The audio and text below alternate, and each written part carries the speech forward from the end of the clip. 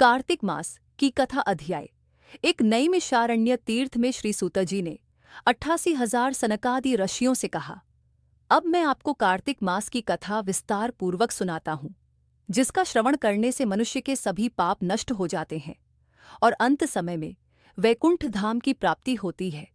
सूत जी ने कहा, श्री कृष्ण जी से अनुमति लेकर देवर्षि नारद के चले जाने के पश्चात सत्यभामा प्रसन्न होकर भगवान कृष्ण से बोली, हे प्रभु, मैं धन्य हुई, मेरा जन्म सफल हुआ।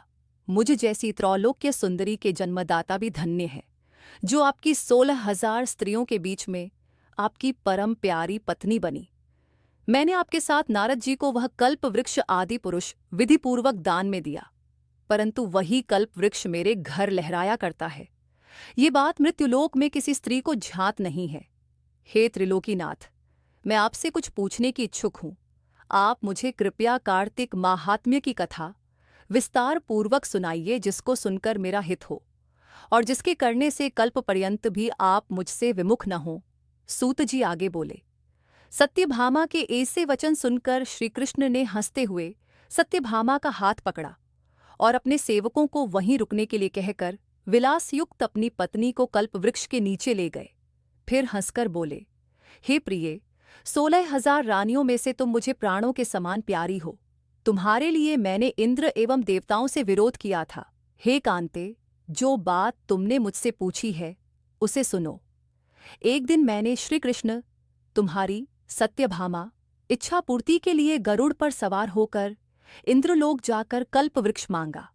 इंद्र द्वारा मना किए जाने पर इंद्र एवं गरुड़ में घोर संग्राम हुआ और गौलोक में भी गरुड़ जी गौओं से युद्ध किया।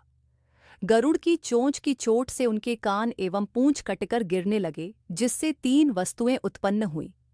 कान से तंबाकू, पूंछ से गोभी और रक्त से मेहंदी बनी। इन तीनों का प्रयोग करने वाले को मोक्ष नहीं मिलता। तब गौओं ने भी क्रोधित होकर गरुड़ पर वार किया, जिससे उनके 3 पंख टूटकर गिर गए। इनके पहले पंख से नीलकंठ, दूसरे से मोर और तीसरे से चकवा चकवी उत्पन्न हुए। हे प्रिये, इन तीनों का दर्शन करने मात्र से ही शुभ फल प्राप्त हो जाता है। यह सुनकर सत्यभामा ने कहा, हे प्रभो, कृपया मुझे मेरे पूर्व जन्मों के विषय में बताइए कि मैंने पूर्व जन्म में कौन कौन से दान, व्रत व जप नहीं किए हैं। मेरा स्वभाव कैसा था, मेरे जन्मदाता कौन थे और मुझे मृत्युलोक में जन्म क्यों लेना पड़ा। मैंने ऐसा कौन सा पुण्य कर्म किया था जिससे मैं आपकी अर्धांगिनी हुई। श्री कृष्ण ने कहा, हे प्रिये, अब मैं तुम्हारे द्वारा पूर्व जन्म में किए गए पुण्य कर्मों को विस्तार पूर्वक कहता हूँ, उसे सुनो। पूर्व समय में सतयुग के अंत में मायापुरी में अत्रि गोत्र में वेद वेदांत का झाता देव शर्मा नामक एक ब्राह्मण निवास करता था। वह प्रतिदिन अतिथियों की सेवा, हवन और सूर्य भगवान का पूजन किया करता था। वह सूर्य के समान तेजस्वी था। वृद्धावस्था में उसे गुणवती नामक कन्या की प्राप्ति हुई। उस पुत्रहीन ब्राह्मण ने अपनी कन्या का विवाह अपने ही चंद्र नामक शिष्य के साथ कर दिया। वह चंद्र को अपने पुत्र के समान मानता था और चंद्र भी उसे अपने पिता की भांति सम्मान देता था। एक दिन वे दोनों कुश व समिधा लेने के लिए जंगल में गए। जब वे हिमालय की तलहटी में भ्रमण कर रहे थे, तब उन्हें एक राक्षस आता हुआ दिखाई दिया। उस राक्षस को देखकर भय के कारण उनके अंग शिथिल हो गए और वे वहां से भागने में भी असमर्थ हो गए। तब उस काल के समान राक्षस ने उन दोनों को मार डाला। चूंकि वे धर्मात्मा थे, इसलिए मेरे पार्षद उन्हें मेरे वैकुंठ धाम में मेरे पास ले आए।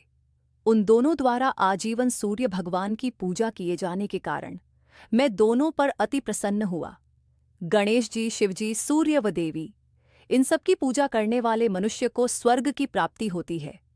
मैं एक होता हुआ भी काल और कर्मों के भेद से 5 प्रकार का होता हूँ।